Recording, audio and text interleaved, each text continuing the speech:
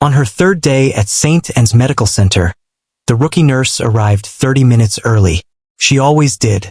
The sky outside was still pale gray, and the parking lot lights had not yet turned off. She stepped out of her old hatchback, adjusted the loose strap on her faded bag, and looked up at the hospital building. It stood tall and cold against the morning sky, its windows reflecting a city just beginning to wake. She took a deep breath before walking in. Inside, the emergency department was already alive. Phones rang. Monitors beeped. Stretchers rolled across polished floors. Voices echoed from every direction. For some, it was noise. For her, it was rhythm. She signed in quietly and clipped on her badge. The letters beneath her photo read, "Registered nurse, probationary." Some people noticed that word more than her name. She could feel the glances as she walked toward the nurse station. A few of the senior staff nodded politely. Others barely looked at her. She had already learned the unspoken rules. New nurses were expected to observe, assist, and stay out of the way. Especially rookie nurses. Especially ones who looked too calm. One of the charge nurses handed her a patient chart without much eye contact. Room 6. Vitals and prep for discharge. She nodded. Understood. No small talk. No welcome. That was fine. She wasn't there to make friends. Her first 2 days had been routine, fevers, minor injuries, anxious families, paperwork. She handled each task carefully, never rushing, never complaining. But she noticed the whispers. She's too quiet. She doesn't ask enough questions. Probably nervous. No one guessed the truth. She wasn't nervous. She was watching, learning the patterns, memorizing the flow, and waiting. At 9:17 a.m., everything changed. It started with one ambulance, then another, then a third. The radio at the front desk crackled with urgency. A multi-vehicle crash on the interstate. Several injured. Multiple critical arrivals. The emergency department shifted instantly. Doctors were called in from other floors. Trauma rooms were cleared. Nurses moved faster. The air thickened with tension. The rookie nurse stepped toward the trauma bay, but one of the senior nurses stopped her. "Stay with non-critical support." She nodded and stepped back. The first patient arrived unconscious. Then a child with breathing difficulty. Then a man clutching his chest. Then 2 more. Within minutes, every trauma room was full. And then the hospital's internal alert sounded. A separate emergency had begun in the cardiac unit upstairs. A power fluctuation had disrupted equipment, and several patients needed immediate manual intervention. Suddenly, the hospital was dealing with 2 crises at once. The emergency department was overwhelmed. Staff were being pulled in every direction. Orders were shouted. Monitors blared. Someone dropped a tray. A physician yelled for oxygen support. Another demanded 4 access in trauma 3. In the middle of it all, the rookie nurse stood still for 1 second. Just one. She scanned the room. She saw what others didn't. The missing respiratory cart. The unattended child in the corner bed. The cardiac patient whose monitor had gone flat. Not from arrest, but from a disconnected lead. The overwhelmed intern trying to insert a line with shaking hands. Then she moved. Fast. She grabbed the respiratory cart from the hallway before anyone asked. Set up oxygen for the child. Reconnected the monitor. Calmed the intern with 2 clear instructions. Checked the dosage on a medication someone had nearly administered twice. No panic. No wasted motion. Only focus. At one point, a doctor turned and snapped. "Who authorized you in trauma support?" She didn't answer, because in that moment, another patient had started seizing. She was already at their side. For the next hour, the emergency department became a blur of motion. She moved from room to room like she had been there for years. She anticipated needs before orders were spoken. She caught a severe allergy warning before medication was given. She recognized signs of internal bleeding in a patient who had been marked stable. She coordinated with 2 departments at once when communications began failing. And when one elderly woman stopped responding during transfer, the rookie nurse took control before the crash team arrived. She directed compressions, maintained airway support, kept the team steady. The woman regained pulse within minutes. That made 7. 7 patients whose outcomes shifted because she acted when others hesitated. 7 lives that might have ended differently. And all within 1 hour. At 10:23 a.m., the chaos began to settle. The crash victims were stabilized. Cardiac equipment was restored. The waiting room was finally under control. A heavy silence settled over the emergency department. Staff leaned against counters, catching breath. Some stared at the rookie nurse. Others whispered openly now. She stood at the sink, washing blood from her gloves, her face unreadable. The charge physician approached her slowly. He was a man known for sharp words and little patience. He studied her for a moment. "How long have you really been a nurse?" She dried her hands. 3 days here. That's not what I asked. She looked at him. For the first time, there was something guarded in her eyes. "I have the credentials in my file." He didn't respond, because he already knew credentials alone did not explain what he had just witnessed. No training program created instincts like that. No recent graduate moved under pressure with such certainty. Still, he said nothing more. There were too many questions and not enough time. By noon, word had spread beyond the emergency department. Hospital staff from other wings came by just to catch a glimpse of the rookie nurse everyone was talking about. Some offered smiles. Others looked at her with suspicion. One administrator even mentioned a formal recognition for her actions. She accepted every word with the same quiet expression. No pride, no excitement, almost as if praise made her uncomfortable. Later that afternoon, she sat alone in the break room with untouched coffee. Her hands were finally still, but her thoughts were not. She stared at the table as distant sounds echoed through the hall. She had spent years trying to live unnoticed, to blend in, to build something ordinary. And in 1 hour, all of that had shifted. She knew what exceptional performance brought. Tension, questions, records being reviewed, people digging. She had hoped this life would stay simple, but lives had been at risk. An instinct had taken over. A knock at the door pulled her from thought. One of the pediatric nurses stepped in. "The little boy from Trauma 2 wanted to thank you." The rookie nurse looked up. A small child stood in the hallway, holding a crayon drawing. He walked in slowly and handed it to her. It showed a stick figure in blue scrubs with a bright yellow heart. Across the top, in uneven letters, it read, "Thank you for helping me breathe." For the first time all day, her expression softened. She crouched to his level. "You're very brave," she said. He smiled, then hugged her, briefly, tightly. When he left, she remained still for a moment, holding the drawing. Something in her eyes shifted. Quiet ache, as if she had forgotten what simple gratitude felt like. She folded the paper carefully and placed it inside her bag. At 4:40 p.m., the hospital director requested her presence in the administrative wing. She assumed it was about the commendation. Instead, when she arrived, the atmosphere felt wrong. Too tense. Too formal. The receptionist would not meet her eyes. She was led into a conference room. And there they were. 2 individuals in dark suits. Waiting. A folder rested on the table between them. The hospital director stood near the window, pale and silent. The rookie nurse stopped walking. For the first time that day, she looked unsettled. One of the suited individuals stood. "Are you Nurse Alina Voss?" She answered carefully. "Yes." The woman opened the folder, displayed a badge. Federal Bureau of Investigation. The room fell still. The director stepped back as if distance might protect him. The second agent spoke. "We need to discuss your past." No one moved. No one breathed. Alina's face changed not with fear, but with recognition. As if she had always known this moment would come. The hospital director stared at her in disbelief. The heroic nurse from the morning. The quiet rookie everyone admired. Now standing before federal agents. Accused of something no one yet understood. Alina looked at the badge. Then at the closed door behind her. And finally back at the agents. Her voice was calm. "Here." The female agent replied, "It won't take long." A silence stretched across the room.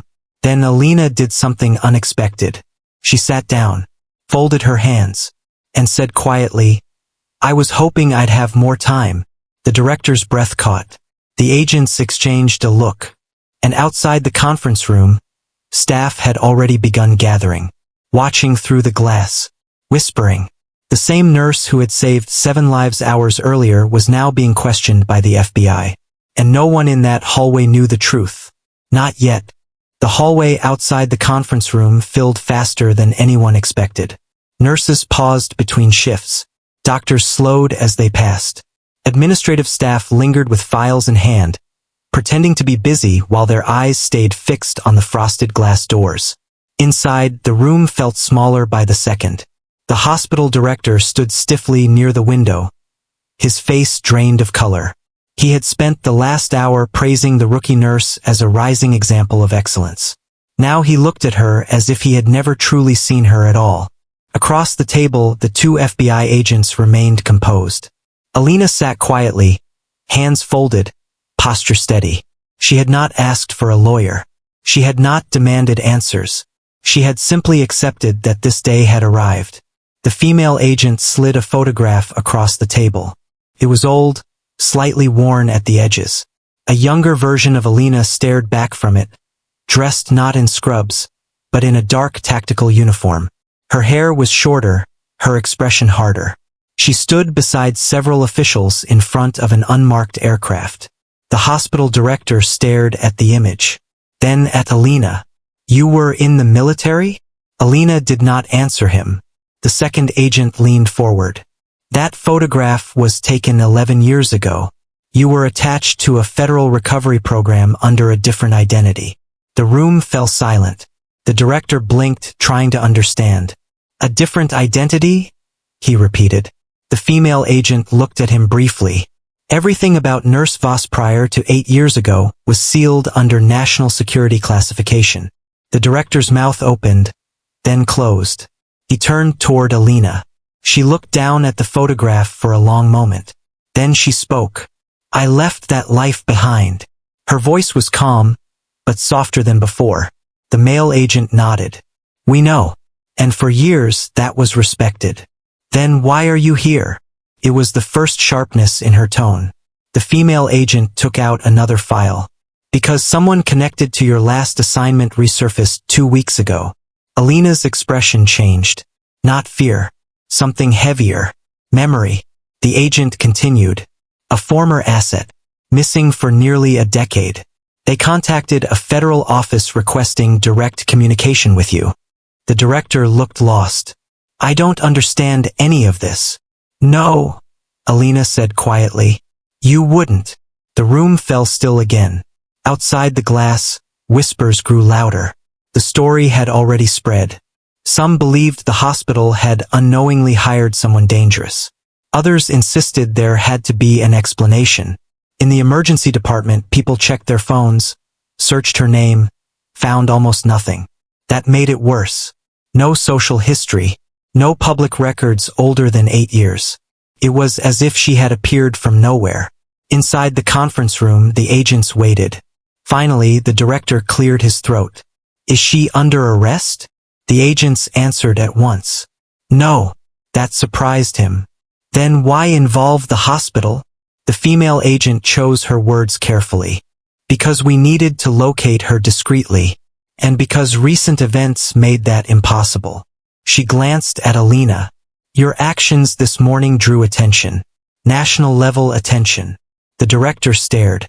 Alina let out a quiet breath. Of course they had. 7 lives in 1 hour. Too visible. Too public. Too impossible for someone meant to remain ordinary. The male agent spoke again.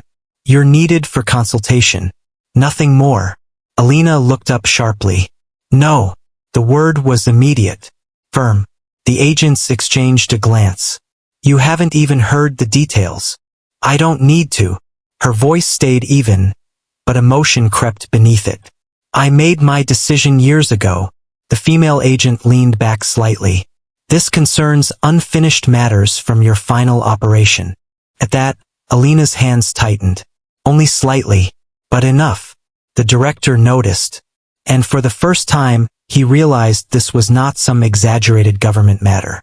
This was personal, deeply personal. He stepped toward the table.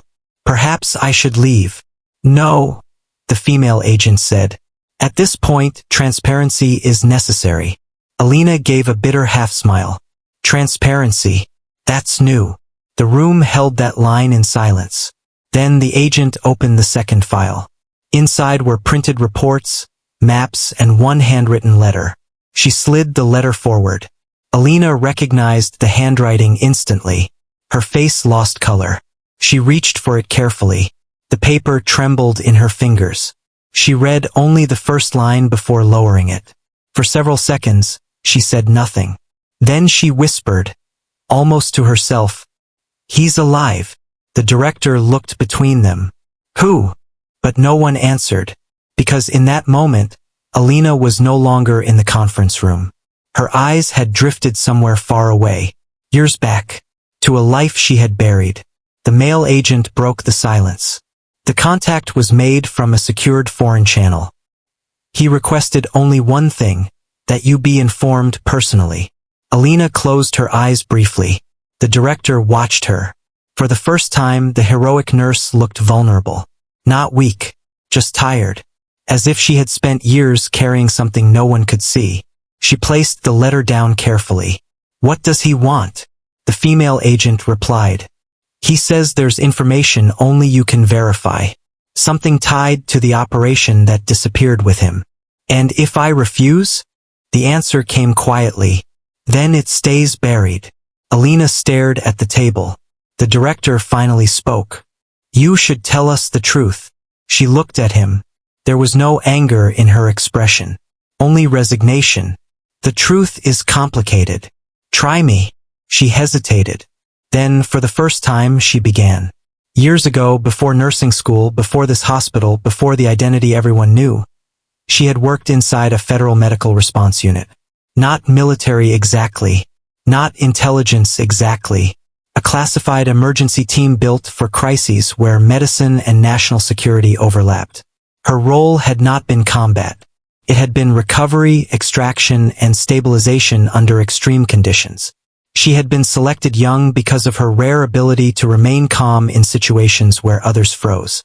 The same skill they had all seen that morning. Her final assignment had involved evacuating civilians during an international incident. Something went wrong. An allied asset, someone embedded deep in the operation, vanished. Officially declared lost. The mission was sealed. The team was disbanded. And Alina walked away. She changed identities. Started over. Became what she had always wanted to be in the first place. A nurse. The director listened in disbelief. So all this time, she nodded once. I wanted an ordinary life. The female agent said gently, and you earned it. Alina looked at her. Did I? The question lingered. No one answered, because perhaps she had not. Not fully. Not while the past remained unfinished.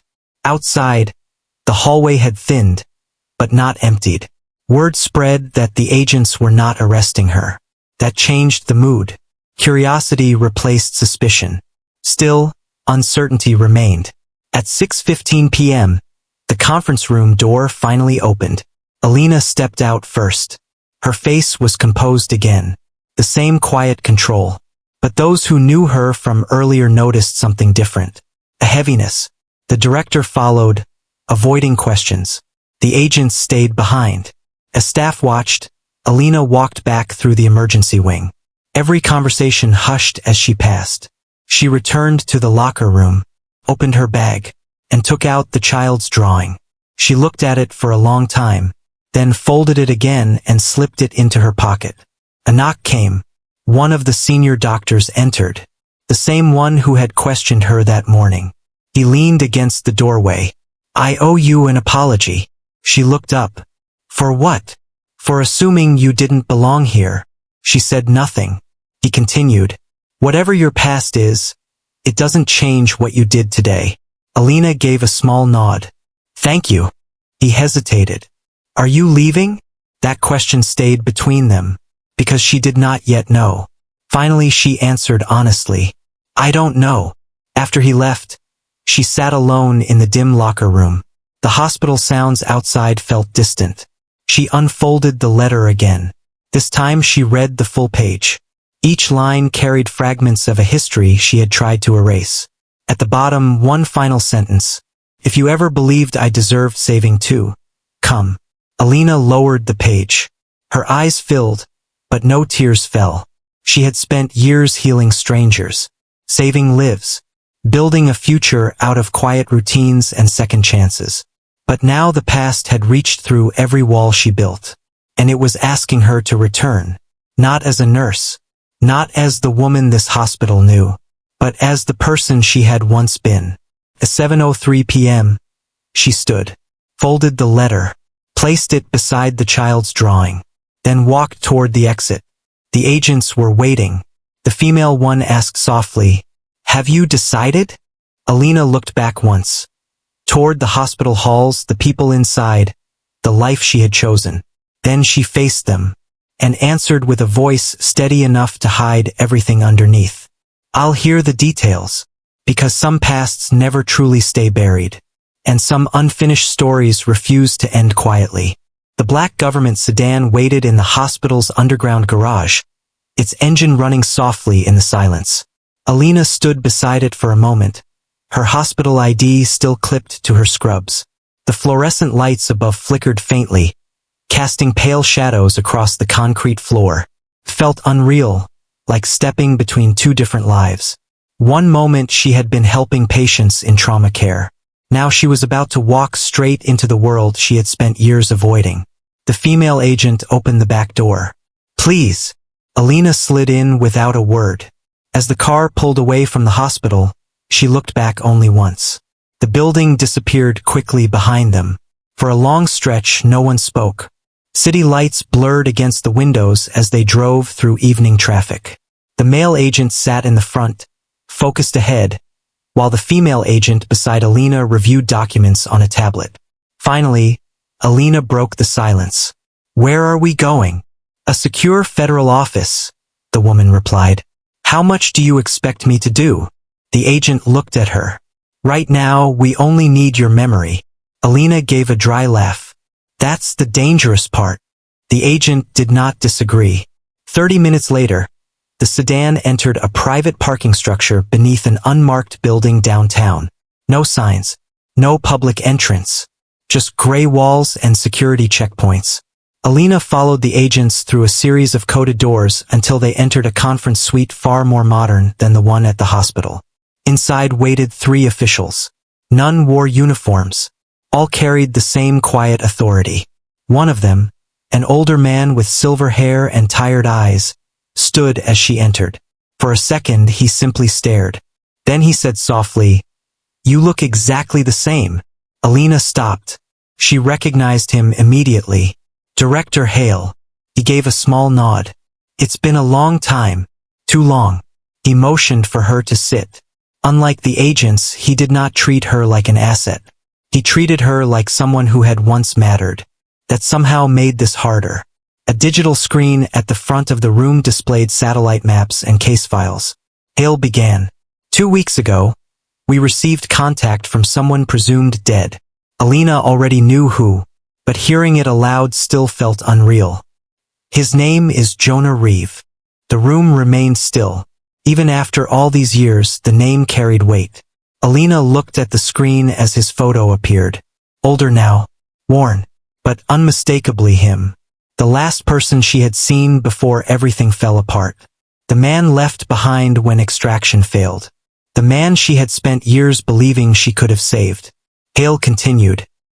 He claims to possess documentation tied to Operation Meridian. Alina's chest tightened. That operation had never existed publicly. It had been erased from every official record. A classified humanitarian mission that had collapsed under political pressure. Too many lives at risk. Too much hidden. And one disappearance that became the reason it was sealed forever. Why contact now? She asked. Because he believes the truth needs to surface. Alina looked away. Convenient. He also asked specifically for you. That part she already knew. But hearing it again unsettled her. Why me? Hale answered carefully. Because according to him, you're the only person he trusts. She almost smiled at the irony. Trust.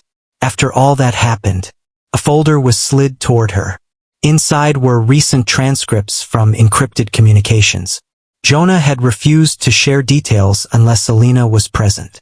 He had one condition, a face-to-face meeting. No intermediaries, no remote contact, and only one federal escort team. Hale leaned forward. We want you there. She closed the folder. No. The answer came fast. Final. One of the other officials spoke. This is bigger than personal history. It's exactly personal history, she said. Her calm was slipping. You're asking me to reopen something that nearly destroyed everyone involved. Hale held her gaze. We're asking because no one else can do this. That sentence echoed in the room.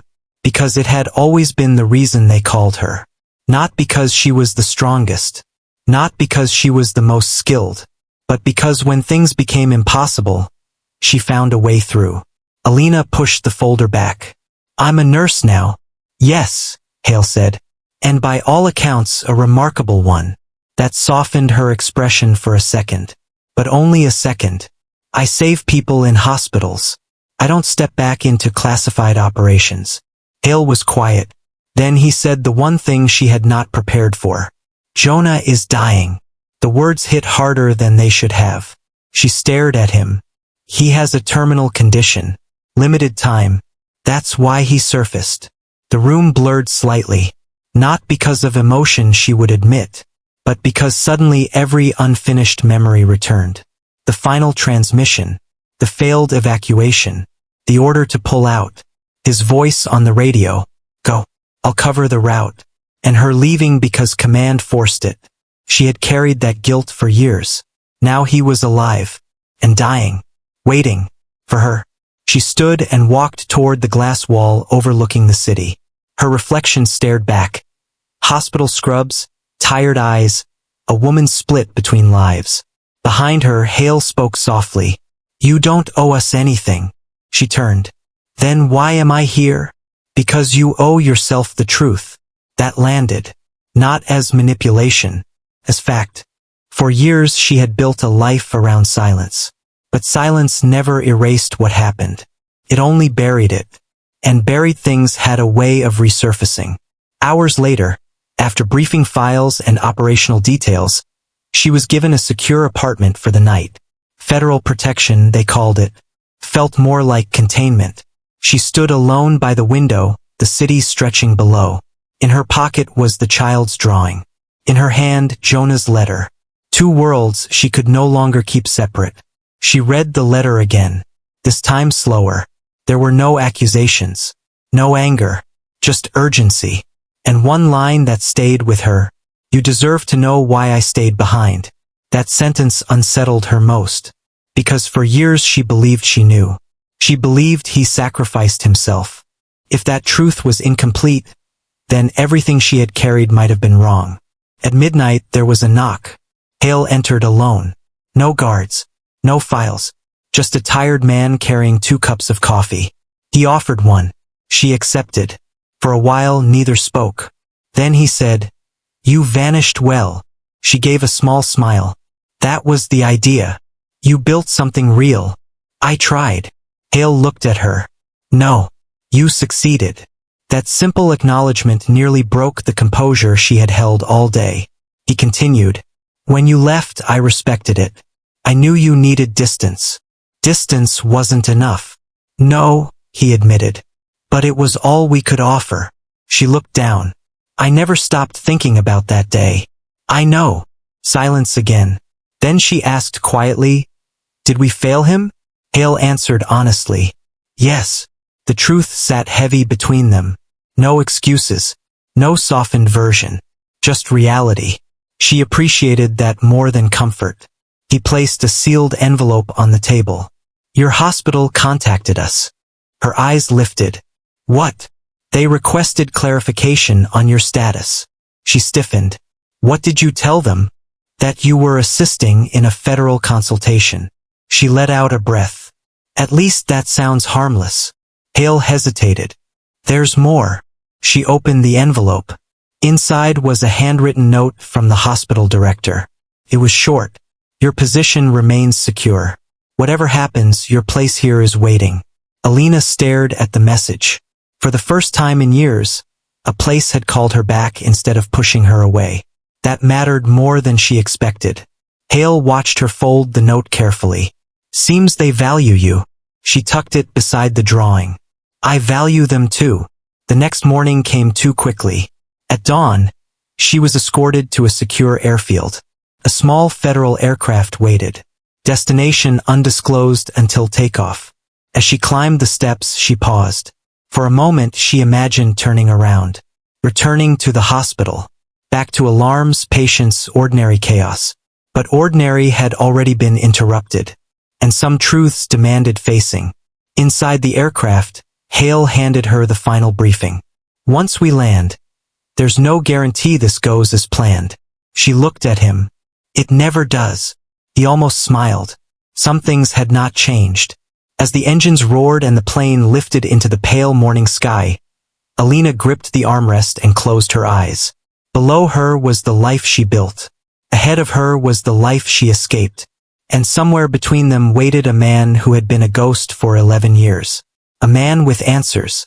A man with little time. And perhaps the only person who could tell her why the past had returned now.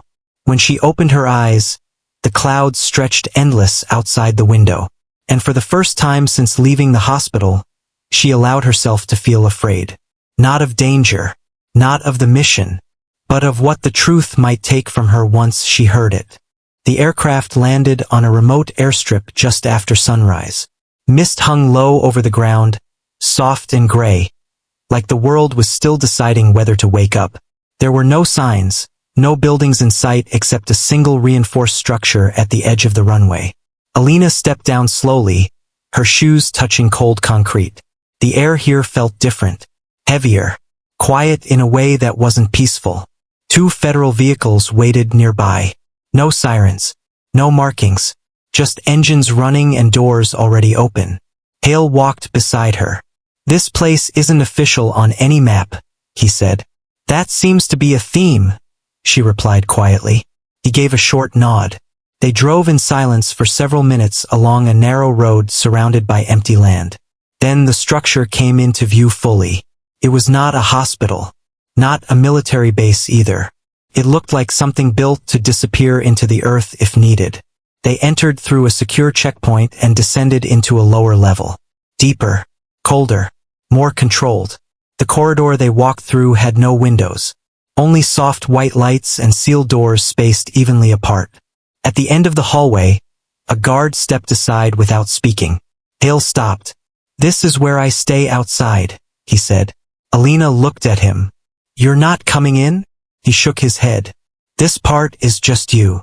That should have made her feel prepared. Didn't. The door opened with a soft mechanical hiss. Inside was a small medical suite. Not like a hospital ward. More like a controlled recovery room. Monitors lined one wall, though most were dim. A chair sat beside a narrow bed. Everything was clean, almost too clean. And in the center of it all, sitting up slowly, was Jonah. For a second, Alina didn't move. Time didn't move either. He looked older than the last memory she had of him. His face carried exhaustion that no sleep could fix. There were medical tubes, but nothing aggressive. He was stable, just fragile in a way that spoke of time running out. But his eyes were the same. He looked at her, and for a moment, neither of them spoke. Then he exhaled softly. You came. Her throat tightened, but she kept her voice steady. You shouldn't have contacted me. A faint, tired smile crossed his face. I didn't have much choice. She stepped closer, stopping a few feet away. I was told you were dead. I almost was, he admitted. That sentence landed heavily in the room. Alina glanced at the monitors, then back at him. Why now? Jonah leaned back slightly, as if even sitting upright cost him effort. Because they sealed everything, he said, and I couldn't carry it anymore. She folded her arms, trying to keep control of her emotions. You disappeared. You let us believe you were gone. I didn't let anything happen, he said gently. I was taken. That made her pause. Taken by who? Jonah looked at her for a long moment. Then he said something she didn't expect. By the people we were working for. Silence followed. The air in the room felt tighter. Alina stepped closer. That doesn't make sense. It does if you know what the mission really was. Her heart slowed slightly. Tell me. Jonah looked down at his hands before speaking. Operation Meridian was never just a humanitarian extraction, he said. It was a containment effort. Alina frowned. Containment of what? He hesitated. Information. That answer didn't help. He continued before she could interrupt. There was a medical discovery. Something unstable. Something that could be misused if it left the wrong hands. We were sent to secure it and evacuate anyone exposed. Alina's expression hardened slightly. I remember the evacuation. Yes, he said. But not everything made it out. She studied him. What are you saying? Jonah looked up. I'm saying someone on our side decided the discovery was more valuable than the people we were saving. A cold silence followed. Alina's voice dropped. Are you accusing command? I'm stating what happened. She shook her head slowly. No. If that were true, it would have been reported. Investigated. He gave a weak laugh. It was buried before sunrise. That hit her harder than she expected. Jonah reached beside him and pulled a small data drive from under the bed frame. I kept this hidden for 11 years, he said. Alina didn't take it immediately. She stared at it. What is it? Proof, he said, of what was really in that facility, and who ordered the extraction to fail. Her chest tightened. That's impossible. Is it? His voice softened. You always trusted systems more than people. That was your strength. She looked away. And your weakness, he added gently. That made her look back at him sharply. He wasn't accusing her. He was remembering her. Alina stepped back slightly. If this is true, why come to me now? Jonah leaned forward a little, his breathing uneven. Because I didn't escape alone. Her expression changed. There were others? He nodded slowly. Some survived. Some didn't. And one of them has been trying to reach us for years. Alina's mind shifted quickly. The letter. The contact. Everything tied together too neatly. The person from the FBI file, she said quietly. Jonah nodded again. They're not just a survivor. They were part of the internal team that helped hide the operation after it collapsed. Alina stared at him. And now they're contacting me? Yes. Her voice lowered. Why me? Jonah's eyes softened. Because you were the only one who refused to be part of the cover-up. That statement struck deeper than anything else. She remembered the final days of the operation. Confusion. Conflicting orders. The moment she chose to leave instead of continue. At the time, it felt like survival. Now it felt like something else. Jonah coughed lightly, breaking her thoughts. Alina immediately stepped closer, instinct overriding hesitation. He waved her off gently. I'm fine. You're not fine, she replied. Faint, almost sad smile. No, he admitted. But I've been worse. She hesitated, then asked, what exactly do you want from me? Jonah looked at her with steady seriousness. I want you to confirm the truth. That's not enough to bring me here. I know.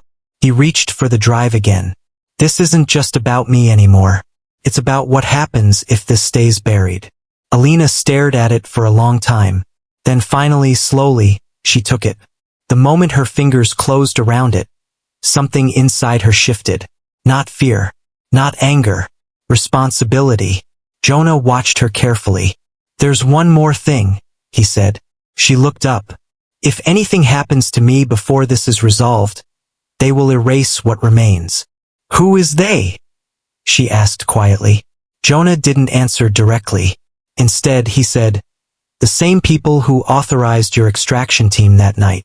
A heavy silence filled the room.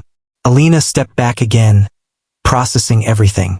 Her mind returned to the hospital, the emergency room, The 7 lives she saved in an hour. The calm under pressure. It all felt connected in a way she couldn't yet explain. Jonah spoke again, softer now. I didn't contact you to pull you back into that world. Then why? Because you already are, he said. You just don't see it yet. That unsettled her more than anything else. A knock came at the door. Hale entered quietly, breaking the tension. His eyes moved between them. We're on schedule, he said. Alina didn't move. Jonah looked at her one last time. Whatever you decide after this, it's your choice. She studied him. You knew this would happen. Yes. And you still waited until now. His voice lowered. I didn't have the strength to do it earlier. That honesty softened something in her. Not enough to forgive, but enough to understand. Alina tightened her grip on the data drive. I don't know what I'm supposed to believe anymore. Jonah nodded. That's the point of truth. It doesn't ask for belief. Only attention. Silence stretched again.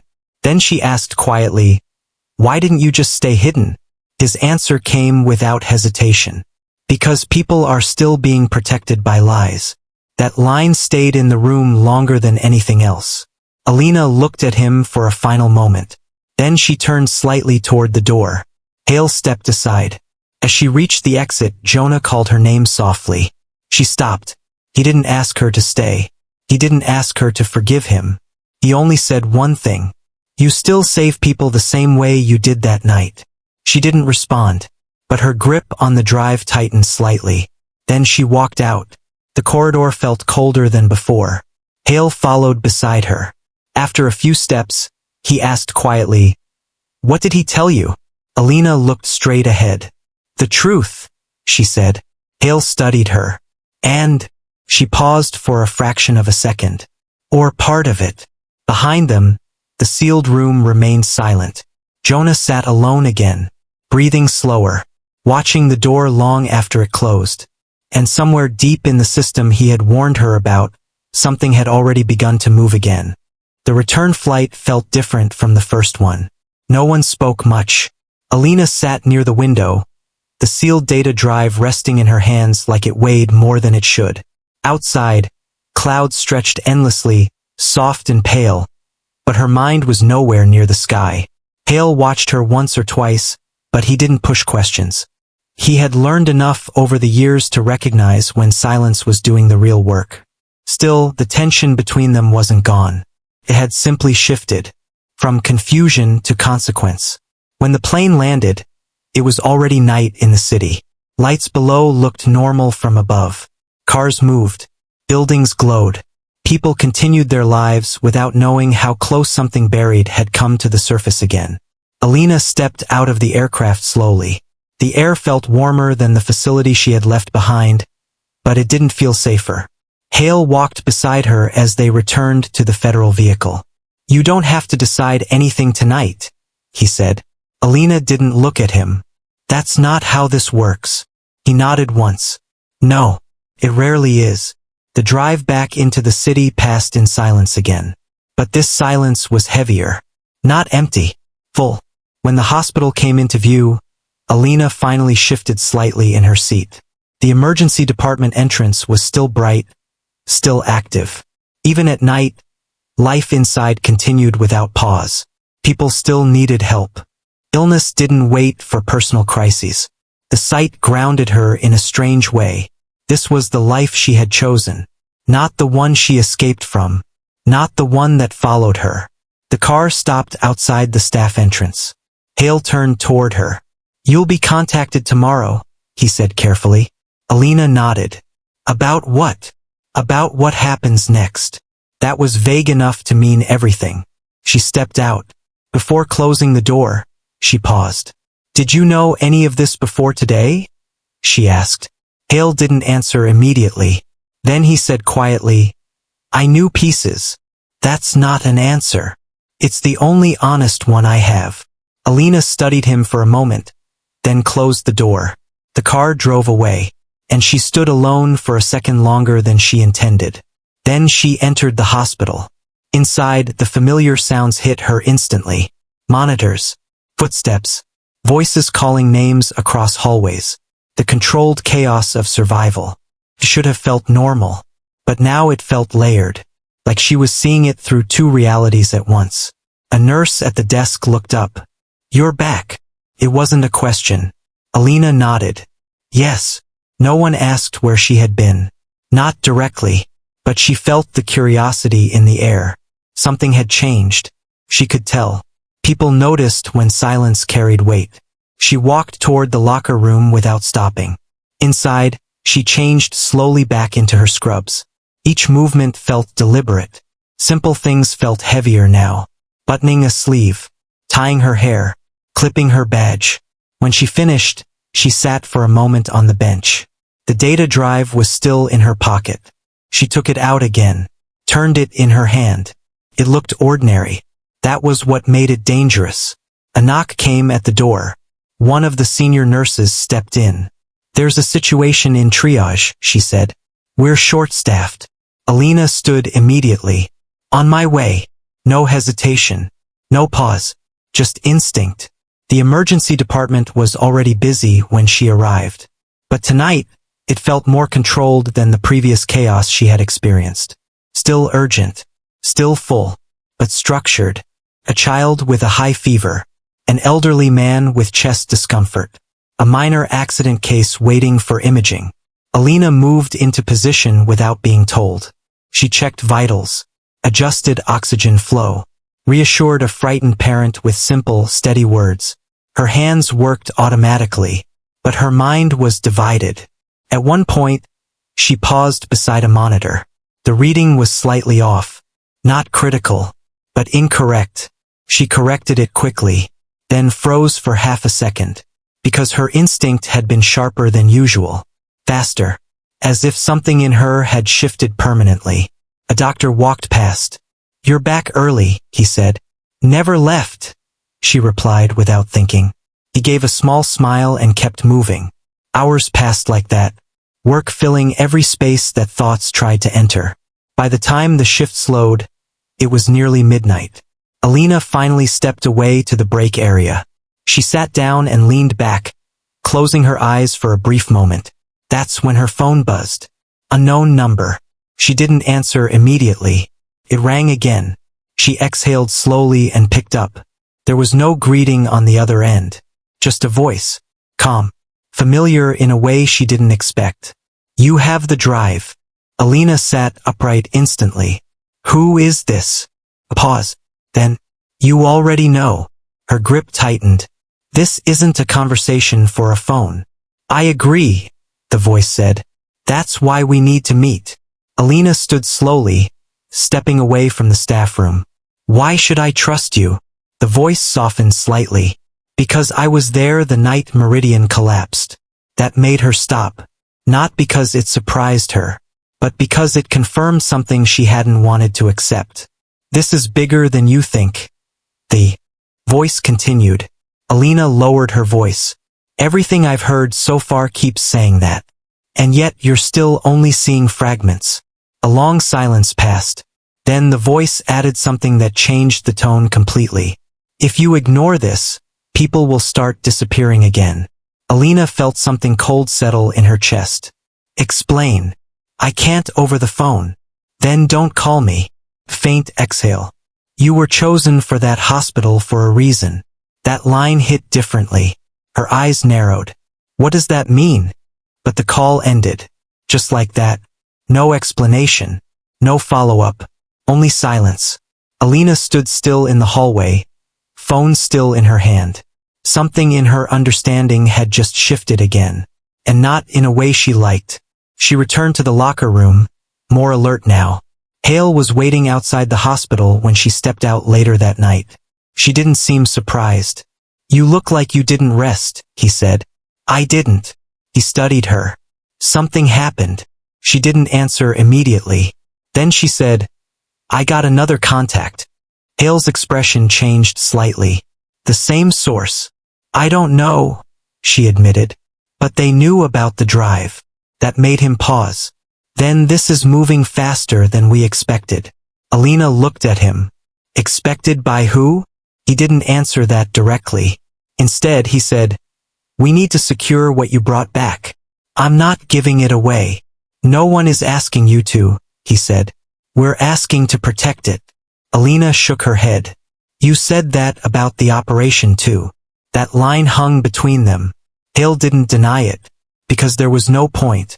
After a moment, he said, "You're not the only one being watched now." That made her focus sharpen. "What do you mean?" He looked toward the street. "Your hospital record is already under quiet review." Alina's stomach tightened slightly. "By whom?" "That's what we're trying to identify." She exhaled slowly. So it had begun. Not officially, not loudly, but it had started. The past was not just returning. It was spreading. The next morning, Alina arrived at the hospital earlier than usual. But things were different. She noticed it immediately. 2 unfamiliar staff members at reception. A new security presence near administrative access. And subtle changes in routine conversations. People were watching more carefully. Not openly. Just enough to feel it. She signed in and moved through her shift as normal.